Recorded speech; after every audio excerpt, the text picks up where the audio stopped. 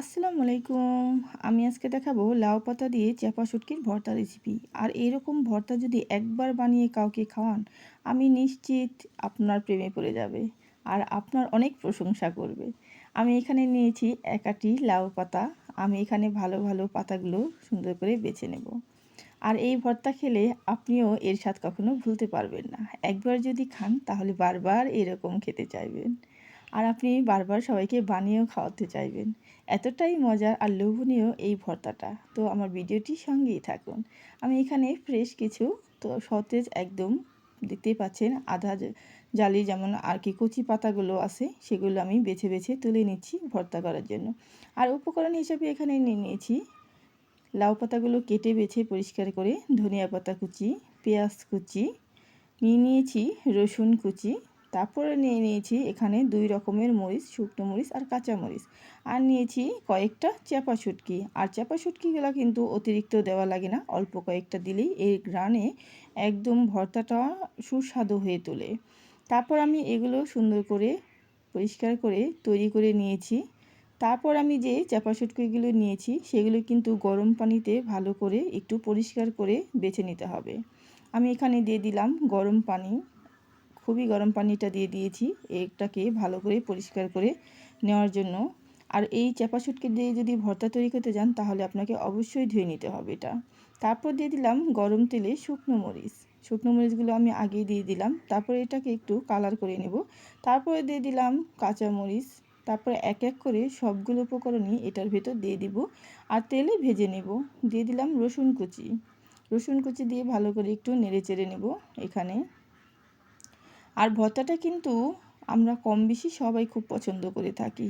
আর ছোট বড় সবাই অনেকেই ভর্তাটা খেতে ভীষণ ভালোবাসে। আর এরকম যদি মজার আপনি একটা ভর্তা তৈরি করে খাওয়ান তাহলে দেখবেন আপনার প্রশংসায় পঞ্চমুখ করে তুলবে। তারপরে আমি এখানে দিয়ে দিব পেঁয়াজ কুচিগুলো, সব কিছু এক এক করে এখন অ্যাড করে দেবো এতে। আর যদি হয়ে থাকে পাটায় বাটা ভর্তা, আর পাটায় বাটা ভর্তার স্বাদ তো আপনারা কম বেশি বুঝতেই পারছেন। এখন এইভাবে ভালো করে একটু কিছুক্ষণ ধরে নেড়ে চেড়ে নেব যাতে করে পেঁয়াজটা একটু নরম হয়ে আসে। তারপরে আমি যে শুটকি মাছগুলো পরিষ্কার করে নিয়েছি গরম তেলে দিয়ে দিলাম শুটকি মাছগুলো, আর কি চাপা শুটকিটা যে আছে ওই মাছটা দিয়ে ভালো করে একটু নেড়ে চেড়ে নেব।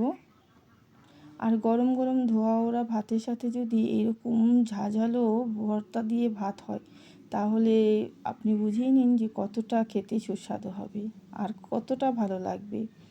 তারপর আমি এখানে একটু হালকা করে নরম করে কালার করে নিয়েছি। আর আমার চ্যানেলে কিন্তু অনেক ভর্তার ভিডিও আছে। যারা একদমই নতুন ভর্তা বানাতে পারেন না তাহলে আপনারা এই ভর্তার ভিডিওটা দেখে তৈরি করে নিতে পারেন। খুব সহজভাবে আমি ভিডিওতে দেখানোর চেষ্টা করে থাকি।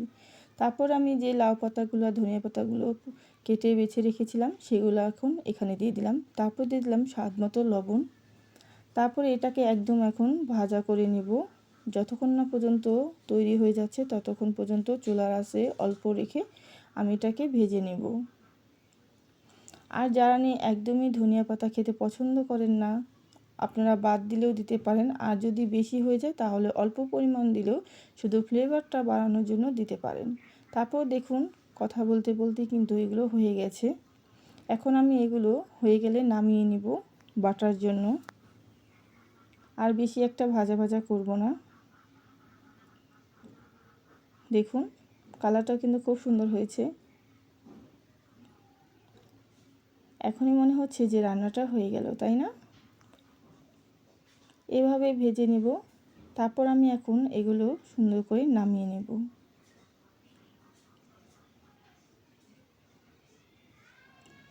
অনেকক্ষণ পর্যন্ত চুলার উপর রেখেছিলাম যাতে করে আস্তে আস্তে এই ভর্তাটা একটু ভাজা ভাজা হয়ে থাকে।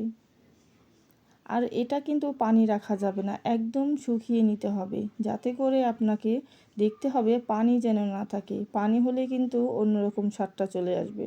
তারপর আমি এটাকে নামিয়ে নিলাম, ধোয়া উঠতেছে খুবই গরম। তারপর এখন আমি এটাকে পাটায় বেটে নেব। আমি যে এগুলো করেছি পাটায় নামিয়ে নিলাম। এখন আমি অল্প অল্প করে বেটে নেব। আর এই ভর্তাটা তৈরি করতে কিন্তু আপনার খুব শক্তি লাগবে না যে খুব জোর দিয়ে বেটে নিতে হবে। এটা দেখবেন 2 বাটা দিলেই আপনার ভর্তাটা হয়ে যাচ্ছে। আর দেখতেই পাচ্ছেন এক বাটাতেই কিন্তু ভর্তাটা একদম মিহি হয়ে যাচ্ছে। আর যেহেতু লাউ পাতা ধনিয়া পাতা এটা কিন্তু বাটতে খুব একটা কষ্ট হয় না। যারা নাকি কষ্টের ভয়ে ভর্তা খেতে চান না তারা প্লিজ আমার এই ভিডিওটা ফলো করে দেখুন আর বাড়িতে একবার হলেও ট্রাই করে দেখুন। খুবই ইজি আর সহজভাবে আমি এই ভর্তাটা তৈরি করে নিলাম, আপনিও চাইলে পারবেন। তারপরে এইভাবে বাকি যেইগুলো আছে সবগুলো এক এক করে বেটে নিচ্ছি, প্রায় কিন্তু বাটা হয়ে আসলো। তারপর দেখুন এই বাটা হলেই কিন্তু আমার ভর্তাটা তৈরি হয়ে যাবে। আর খুব একটা তাড়াহুড়া লাগে না, আর একদমই অল্প সময় আপনি এরকম মজার একটা ভর্তা বানিয়ে নিতে পারেন। তারপর দেখুন এটাকে প্রায় মিহি হয়ে গেল। এইটুকু হয়ে গেলেই কিন্তু আমার এই ভর্তাটা তৈরি হয়ে যাবে। আর বেশি খুব সময়েরও দরকার হয় না, অল্প সময়ে এটা তৈরি করে ফেলতে পারবেন। তারপর ভর্তাটা হয়ে গেল, আমি এখন সব ভর্তাটা তুলে নেব। আর কালার রং দেখেই কিন্তু বুঝতে পারছেন যে কতটা লোভনীয় হতে যাচ্ছে। দেখুন খুবই ইজিভাবে আমি এটা বানিয়ে দেখালাম। এটাকে পাটায় আমি এখন রেখে দিলাম। আর এখানে আপনি যদি চান তাহলে সুন্দর করে একটু ডেকোরেশন করতে পারেন। আমি এই ভর্তাটা শুধু জাস্ট কয়েকটা মরিচ পুড়ে তারপর ফাঁকি করে আমি শুধু ছিটিয়ে দিলাম একটু সুন্দর দেখানোর জন্য। দেখতেই পাচ্ছেন ভর্তাটা কত সুন্দর হয়েছে। আর যদি আমার এই ভর্তার ভিডিওটি ভালো লেগে থাকে প্লিজ লাইক করতে ভুলবেন না। সবাই ভালো থাকবেন, সুস্থ থাকবেন। আল্লাহ হাফেজ।